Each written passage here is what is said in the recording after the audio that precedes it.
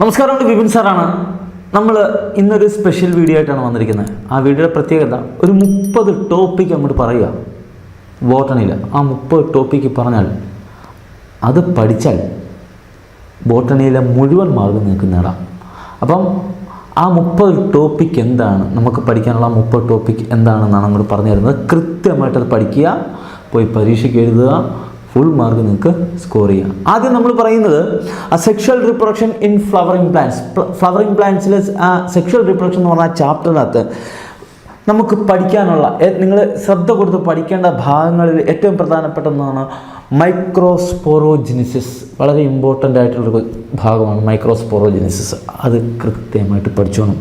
അതേപോലെയാണ് role of tapetum in the formation of grain wall. Grain വോളിലെ ടേപ്റ്റത്തിൻ്റെ role അതും പലപ്പോഴും പരീക്ഷയ്ക്ക് ചോദിച്ചിട്ടുണ്ട്. അപ്പോൾ അത് നിങ്ങൾ പഠിച്ചോണം. Structure of pollen grains. Pollen ഗ്രെയിനിൻ്റെ സ്ട്രക്ചർ പലപ്പോഴും പരീക്ഷയ്ക്ക് ചോദിക്കുന്നതാണ്. അത് ഡയഗ്രാം തരും. ആ ഡയഗ്രാം വെച്ചുകൊണ്ട് നമുക്കത് അടയാളപ്പെടുത്താൻ ചോദിക്കുന്നതാണ്. അതുകൊണ്ട് അത് കൃത്യമായിട്ട് നോക്കിക്കൊണ്ട് വേണം പോകാൻ. അതേപോലെ തന്നെയാണ് LS ഓഫ് ഒവ്യൂൾ. ഒവ്യൂളിൻ്റെ LSഉം ഈ രണ്ട് കാര്യങ്ങൾ, സ്ട്രക്ചർ ഓഫ് പോളൻ ഗ്രെയിനും LS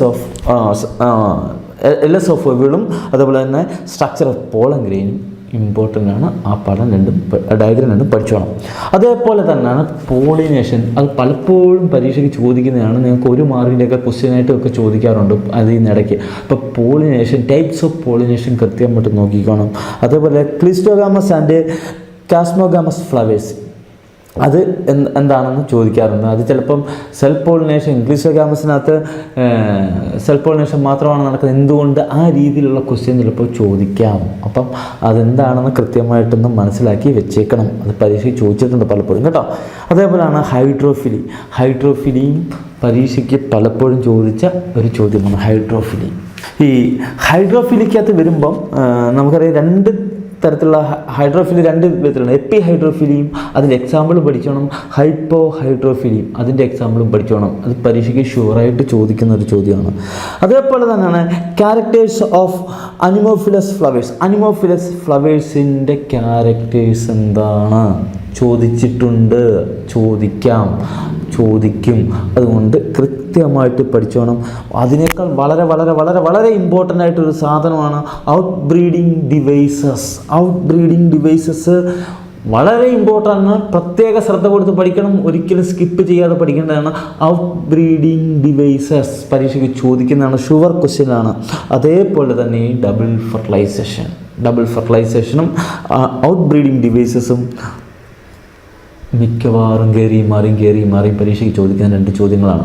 അപ്പോൾ അതുകൊണ്ട് പ്രത്യേക ശ്രദ്ധ. സിംഗമിയും ട്രിപ്പിൾ ഫ്യൂഷനും എന്താണെന്നുള്ള ഡിഫറൻഷ്യേറ്റ് അല്ല എന്താണെന്ന് എക്സ്പ്ലെയിൻ ചെയ്യാൻ ചോദിക്കും. അതുകൊണ്ട് ഔട്ട് ബ്രീഡിങ് ഡിവൈസസും ഡബിൾ ഫെർട്ടിലൈസേഷനും കയറി മാറി ചോദ്യമായതുകൊണ്ട് രണ്ടും യാതൊരു കാരണവശാലും സ്കിപ്പ് ചെയ്യാൻ പാടില്ല. പിന്നെ ചോദിക്കുന്ന ഒരു ചോദ്യം എന്ന് പറയുന്നത് എൻഡോസ്പെം ഡെവലപ്മെൻറ്റ്, എംബ്രിയോ ഡെവലപ്മെൻറ്റ്. ഈ 2 ചോദ്യങ്ങൾ, എൻഡോസ്പെമിൻ്റെ ഡെവലപ്മെൻറ്റും എംബ്രിയോയുടെ ഡെവലപ്മെൻറ്റും പരീക്ഷയ്ക്ക് ചോദിച്ചിട്ടുണ്ട്. അത് ചോദിക്കാൻ സാധ്യതയുള്ള ഒരു ക്വസ്റ്റ്യനാണ്. അതോടൊപ്പം തന്നെ മെയ്സ് സീഡിൻ്റെ LS അതും ഇതേപോലെ പടം തരും, അടയാളപ്പെടുത്താൻ ചോദിക്കും.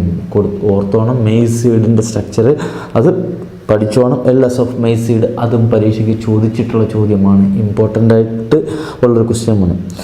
പിന്നെ നമുക്ക് ചോദിക്കാം ട്രൂ ഫ്രൂട്ട്സും ഫാൾസ് ഫ്രൂട്ട്സും തമ്മിലുള്ള ഡിഫറൻഷ്യേറ്റ് ചെയ്യാൻ വേണ്ടി ചോദിക്കുക. അതുകൊണ്ട് അത് രണ്ടും ഒന്ന് നിങ്ങൾ നോക്കിയിരിക്കണം. അതേപോലെ തന്നെ ഡിഫറൻഷ്യേറ്റ് ചെയ്യാൻ ചോദിക്കുന്നതാണ് പാർത്തനോജെനിസിസും പാർത്തനോകാർപ്പിയും. അപ്പോൾ ഈ പാർത്തനോജെനിസിസും പാർത്തനോകാർപ്പിയും അതേപോലെ ട്രൂ ഫ്രൂട്ടും ഫാൾസ് ഫ്രൂട്ട്സും അതും ചോദിക്കും. അപ്പോൾ ഇതിലേതെങ്കിലും ഒന്നൊക്കെ ഡിഫറൻഷ്യേറ്റ് ചെയ്യാൻ ചോദിക്കും. ഒരു കാരണവശാലും നമ്മൾ അതിവിടെ അല്ലേ. പിന്നെ ഒന്ന് നോക്കേണ്ട ഒരു സാധനം എന്ന് പറഞ്ഞാൽ പോളി എംബ്രിയോണിയാണ്. എന്താണ് പോളി എംബ്രിയോണി എന്നും പരീക്ഷയ്ക്ക് ചോദിക്കാം. അപ്പോൾ ഇത്രയും ടോപ്പിക്കുകൾ, ഇത്രയും ഭാഗങ്ങൾ നിങ്ങൾ ഒരു കാരണവശാലും സ്കിപ്പ് ചെയ്യാതെ പഠിക്കുക. ഇത്തരം ഭാഗങ്ങൾ കൃത്യമായിട്ട് സെക്ഷൽ റിപ്രൊഡക്ഷൻ ഇൻ ഫ്ലവറിംഗ് പ്ലാന്റ്സിൽ ഇത്രയും ഭാഗങ്ങൾ കൃത്യമായിട്ട് പഠിക്കണം. യാതൊരു എക്സ്ക്യൂസും വേണ്ട, ഒന്നും സ്കിപ്പ് ചെയ്യേണ്ട. ആ ചാപ്റ്ററിൽ നിന്ന് ചോദിക്കുന്ന ചോദ്യങ്ങളെല്ലാം ഇതിനകത്ത് ഉണ്ടായിരിക്കും. അടുത്ത ചാപ്റ്ററിനകത്ത് ഓർഗാനിസംസ് ആൻഡ് പോപ്പുലേഷൻ നമ്മൾ പരിശോധിക്കുമ്പം പോപ്പുലേഷൻ ആട്രിബ്യൂട്ട് എന്തൊക്കെയാണെന്ന് ചോദിക്കാറുണ്ട്. അത് നാറ്റാലിറ്റി, മോർട്ടാലിറ്റി, അത് population density, sex ratio, age distribution, ഈ 5 ഫീച്ചേഴ്സ് ഓർമ്മയാണ്. എന്തൊക്കെ പോപ്പുലേഷൻ ആട്രിബ്യൂട്ട്സ് ഏതൊക്കെയാണെന്നുള്ളത് കൃത്യമായിട്ടൊന്ന് നോക്കിയേക്കണം. ഇതിൻ്റെ പാടുള്ള ഭാഗമൊന്നുമല്ല, അത് കൃത്യമായിട്ട് നോക്കിയാണ്. എന്താണ് നാറ്റാലിറ്റി, എന്താണ് മോർട്ടാലിറ്റി, എന്താണ് പോപ്പുലേഷൻ ഡെൻസിറ്റി, സെക്സ് റേഷ്യോ. അതിൽ ഏജ് ഡിസ്ട്രിബ്യൂഷൻ ഒന്നുകൂടി പ്രാധാന്യത്തോടു കൂടി നിങ്ങൾ നോക്കിയേക്കണം. ഏജ് ഡിസ്ട്രിബ്യൂഷൻ ഒന്നുകൂടി പ്രാധാന്യത്തോട് നോക്കേണ്ട ഒരു കാര്യം. പിന്നെ അതേപോലെ തന്നെ fluctuation of population growth. Population ഗ്രോത്തിൻ്റെ ഫ്ലക്ച്വേഷൻ മീൻസ് അത് population growth and natality, mortality, immigration, emigration, ഈ കാര്യങ്ങളൊന്ന് കൃത്യമായിട്ട് നോക്കിയാണ്. ഇതും പരീക്ഷയ്ക്ക് ചോദിക്കാവുന്ന ഒരു ചോദ്യമാണ്. പിന്നെ ഉറപ്പിക്കാവുന്ന ഒരു ചോദ്യം, അതായത് മിക്കവാറും പരീക്ഷയ്ക്ക് ചോദിക്കുന്ന ഒരു ചോദ്യമാണ് പോപ്പുലേഷൻ ഗ്രോത്ത് മോഡൽസ്. അതുമായിട്ട് റിലേറ്റ് ചെയ്ത ചോദ്യം. അത് എക്സ്പോണൻഷ്യൽ ഗ്രോത്തും ഉണ്ട്, ലോജിസ്റ്റിക് ഗ്രോത്തും ഉണ്ട്. ഈ 2 എക്സ്പോണൻഷ്യൽ ഗ്രോത്തും ലോജിസ്റ്റിക്സ് ഗ്രോത്തും, ഈ 2 എണ്ണവും അതിൻ്റെ ഇക്വേഷൻ പഠിച്ചു വെച്ചാൽ, പ്രത്യേകിച്ച് ലോജിസ്റ്റിക് ഗ്രോത്തിൻ്റെ ഇക്വേഷൻ പഠിച്ചു വെച്ചേക്കണം. എക്സ്പോണൻഷ്യൽ ഗ്രോത്തിൻ്റെ ഫോർമുല dN/dt = Rn പഠിച്ചിട്ടുണ്ട്. അതേപോലെ തന്നെ ലോജിസ്റ്റിക് ഗ്രോത്തിൻ്റെ formula dN/dt Rn k - 1n/k എന്നുള്ള ഇക്വേഷൻ കൃത്യമായിട്ട് പഠിച്ചു വെച്ചാൽ, ആ ഫോർമുലയാണ് രണ്ടിനെ ചോദിക്കുന്നത്. പോപ്പുലേഷൻ ഗ്രോത്ത് മോഡൽസിൻ്റെ എക്സ്പോണൻഷ്യൽ ഗ്രോത്തിൻ്റെയും ലോജിസ്റ്റിക് ഗ്രോത്തിൻ്റെയും ഫോർമുല പഠിച്ചു വെച്ചിരിക്കണം. പ്രത്യേകിച്ച് ലോജിസ്റ്റിക് ഗ്രോത്തിൻ്റെ ഫോർമുല അത് കാണാതെഴുതാനായിരിക്കും ചോദിക്കുന്നത്. അതുകൊണ്ട് തന്നെ അത് പഠിച്ചു വെച്ചേക്കണം. അതേപോലെ തന്നെ പോപ്പുലേഷൻ ഇൻട്രാക്ഷൻസ് അതുകൂടി ഒന്ന് നിങ്ങൾ നോക്കി വെച്ചേക്കണം. പോപ്പുലേഷൻ ഇൻട്രാക്ഷൻസ് എന്തൊക്കെയാണെന്നുള്ളത്. പിന്നെ നിങ്ങൾ ശ്രദ്ധിക്കേണ്ട എക്കോസിസ്റ്റത്തിന് ചോദിക്കാം. വളരെ കുറച്ച് മാത്രമുള്ള എക്കോസിസ്റ്റത്തിന് നമുക്ക് പഠിക്കാനുള്ള ചോദിക്കുന്നത്. അത് നിങ്ങൾ ശ്രദ്ധയോടെ കൊടുക്കേണ്ട ഒന്ന് ഫങ്ഷൻസ് ഓഫ് എക്കോസിസ്റ്റത്തിൻ്റെ ഫങ്ഷൻസ് എന്തൊക്കെയാണെന്നുള്ളത് എഴുതണം.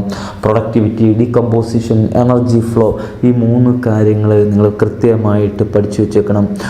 അത് മിക്കവാറും പരീക്ഷയ്ക്ക് ചോദിക്കുന്ന ഫങ്ഷൻസ് ഓഫ് എക്കോസിസ്റ്റം. അതിലെ പ്രൊഡക്ടിവിറ്റി എന്ന് പറയുന്ന പ്രൈമറി പ്രൊഡക്ടിവിറ്റി ഉണ്ട്. ആ പ്രൈമറി പ്രൊഡക്ടിവിറ്റി തന്നെ GPP ഉണ്ട്, ഗ്രോസ് പ്രൈമറി പ്രൊഡക്ടിവിറ്റി ഉണ്ട്, നെറ്റ് പ്രൈമറി പ്രൊഡക്ടിവിറ്റി ഉണ്ട്. അതുപോലെ തന്നെ നെറ്റ് പ്രൈമറി പ്രൊഡക്ടിവിറ്റി കണ്ടെത്താനുള്ളൊരു ഇക്വേഷൻ കൂടി നിങ്ങൾ പഠിച്ചിട്ടുണ്ട്. GPP - RR, ഇതാണ് NPPയുടെ ഇക്വേഷൻ. അതും പഠിച്ചു വെച്ചേക്കണം. അപ്പം പ്രൊഡക്ടിവിറ്റി, പ്രൈമറി പ്രൊഡക്ടിവിറ്റി ഉണ്ട്, സെക്കൻഡറി പ്രൊഡക്ടിവിറ്റി ഉണ്ട്. പ്രൈമറി പ്രൊഡക്ടിവിറ്റിയിലെ GPP എന്താണെന്നും NPP എന്താണെന്നും കൃത്യമായിട്ട് നോക്കിക്കൊണ്ട് പോകണം. ഡീകമ്പോസിഷനകത്ത് ചോദിക്കുന്നത് അതിൻ്റെ സ്റ്റെപ്സ്, ഡീകമ്പോസിഷനിൽ വരുന്ന സ്റ്റെപ്പുകൾ എന്തൊക്കെയാണെന്നുള്ള ചോദ്യമാണ് ചോദിക്കുന്നത്. അതൊന്നും നോക്കി വെച്ചേക്കണം. അതേപോലെ തന്നെ എനർജി ഫ്ലോയും ഒന്ന് പഠിച്ചു വെച്ചോണം.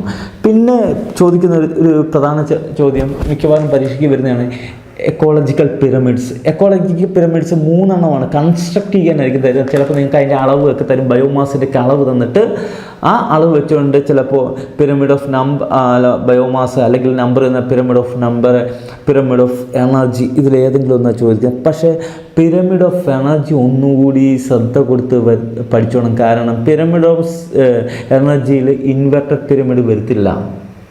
അതെപ്പോഴും pyramid of energy is always upright why എന്നും പറഞ്ഞായിരിക്കും ചോദിക്കുന്നത്. അതുകൊണ്ട് ആ ഒരു സെൻറ്റൻസ് കൃത്യമായിട്ട് നോക്കണം.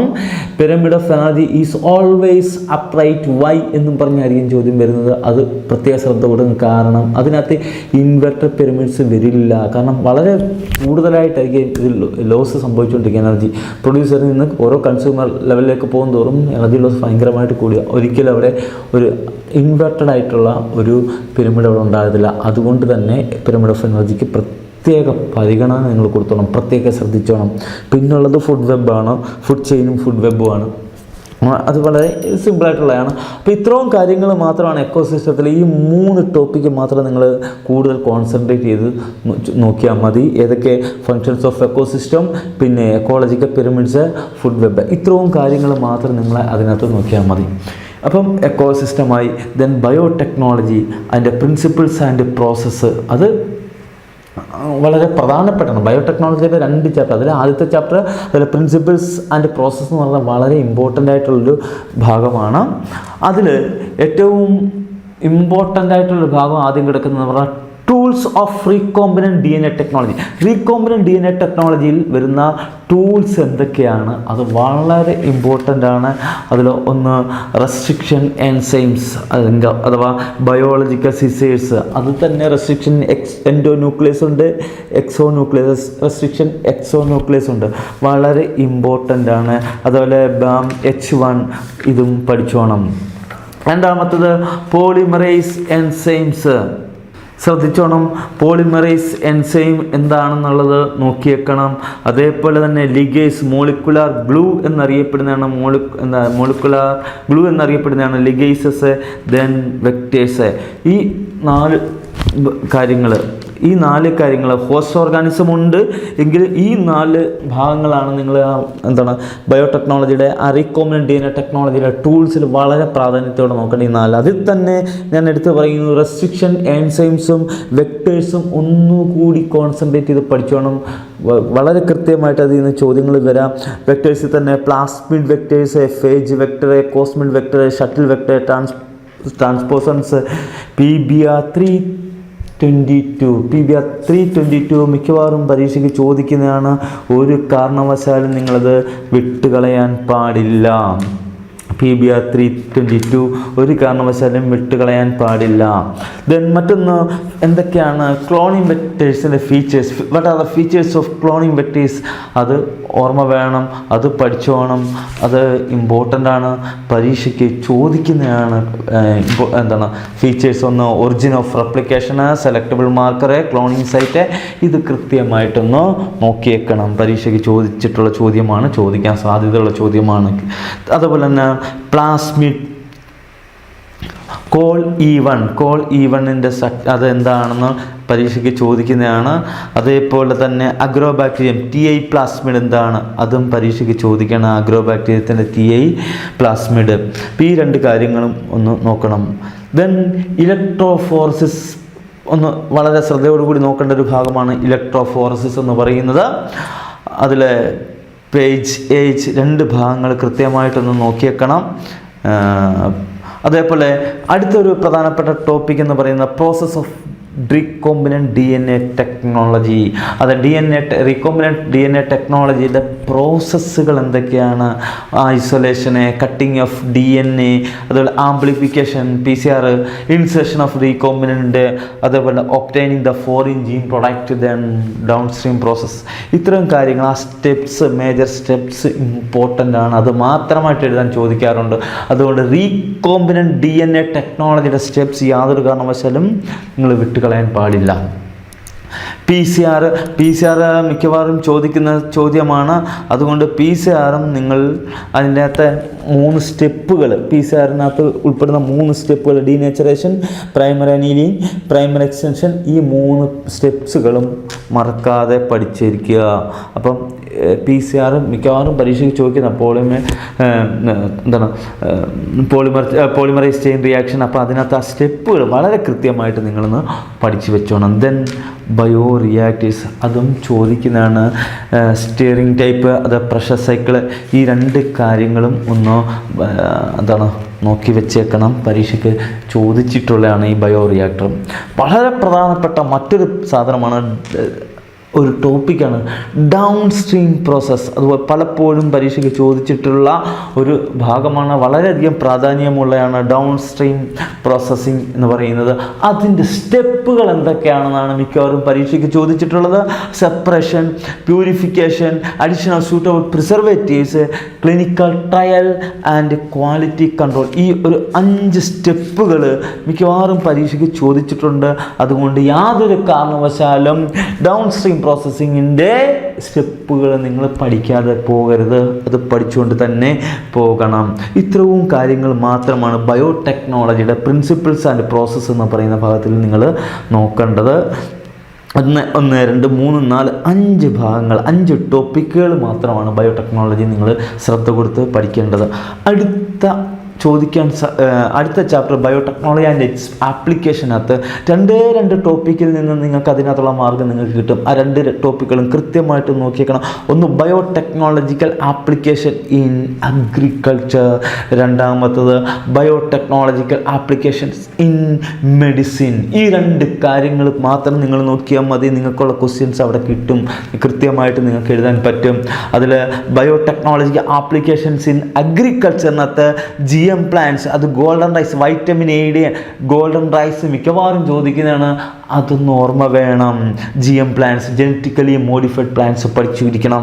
അതേപോലെ പെസ്റ്റ് റെസിസ്റ്റൻറ്റ് പ്ലാന്റ്സ് നിങ്ങൾ BT കോട്ടനെ types, BT cotton pest resistant ആയിട്ടുള്ള ബാസിലസ് തുറിഞ്ചിയൻസിസിൻ്റെ ജീൻ, ക്രൈപ്രോട്ടീൻ്റെ ജീൻ ആഡ് ചെയ്തിട്ടുള്ള BT കോട്ടൺ ഒന്ന് ഓർമ്മ വേണം, പഠിച്ചോണം. Types BT toxin genes, RNA interference, RNA ഇൻ്റർഫറൻസും പഠിച്ചിരിക്കണം അതിനകത്ത് ആ ഭാഗത്തുള്ള. ഇനി ഒരു ടോപ്പിക്ക് കൂടി, 2 ടോപ്പിക്കിൽ ഒരു ടോപ്പിക്ക് കൂടി ബയോടെക്നോളജിക്കൽ ആപ്ലിക്കേഷൻ ഇൻ മെഡിസിൻസ്. മെഡിസിനകത്ത് ബയോടെക്നോളജി എങ്ങനെയൊക്കെ ഉപയോഗപ്പെടുത്തുന്നു, അതിൽ ജനറ്റിക് എഞ്ചിനീയർ ഇൻസുലിൻ, എലിയുടെ എങ്ങനെയാണ് ഇൻസുലിൻ പ്രിപ്പയർ ചെയ്തതെന്ന് മിക്കവാറും ഒരു പാരഗ്രാഫ് എഴുതാൻ ചോദിക്കാറുണ്ട്. അത് പഠിച്ചുകൊണ്ട് വേണം പോകാൻ. മറ്റൊന്ന് ജീൻ തെറാപ്പി അറിയാം, ചികിത്സാ രംഗത്ത് എങ്ങനെയാണ് ഇത് ഉപയോഗപ്പെടുത്തുന്നത്. അതുപോലെ SCID സ്കിഡ് എന്താണെന്ന് പഠിച്ചോണം, മോളിക്കുലർ ഡയഗ്നോസിസ് എന്താണെന്ന് പഠിച്ചോണം. ഇത്രയും കാര്യങ്ങൾ മാത്രമാണ് ആപ്ലിക്കേഷനകത്ത് നിങ്ങൾക്ക് പഠിക്കാനുള്ളത്. അപ്പോൾ ആപ്ലിക്കേഷനകത്ത് 2 കൂട്ടത്തിൽ ഒരു കാര്യം കൂടി ഒന്ന് ഞാൻ പറഞ്ഞേക്കാം. ട്രാൻസ്ജനിക് ആനിമൽസ് ഒന്ന് ജസ്റ്റ് ഒന്ന് നോക്കിയേക്കണം. വലിയ ഇമ്പോർട്ടൻസ് ഇല്ല എങ്കിൽ പോലും അതൊന്ന് നോക്കിയേക്കണം. റോസി എന്ന് പറയുന്ന ഒരു കൗ, അതുകൂടെ നോക്കാം. ആ പേര് മാത്രം നോക്കിയാൽ മതി, റോസി, അത് മാത്രം ഒന്ന് നോക്കിയാൽ മതി. അപ്പോൾ ഇത്രയും മാത്രം 2 ടോപ്പിക്ക് മാത്രമാണ് ബയോടെക്നോളജി ആൻഡ് ഇറ്റ്സ് ആപ്ലിക്കേഷൻ. വെറും 30 ടോപ്പിക്കുകൾ നിങ്ങൾ പഠിച്ചുകൊണ്ട് പോവുകയാണെങ്കിൽ ബോട്ടണിയുടെ ഫുൾ മാർക്ക് നിങ്ങൾക്ക് നേടിയെടുക്കാം, ഒരു സംശയവുമില്ല. സുവോളജിയുടെ ഇത്തരത്തിലുള്ള ടിപ്പുമായി എന്തൊക്കെ പഠിക്കണം, ഏതൊക്കെ ടോപ്പിക്ക് നിങ്ങൾ വിടാതെ പഠിച്ചാൽ നിങ്ങൾക്ക് ഫുൾ മാർക്ക് കിട്ടും എന്ന ഒരു വീഡിയോയുമായി വീണ്ടും വരാം. അതുവരേക്കും tata bye bye, see U.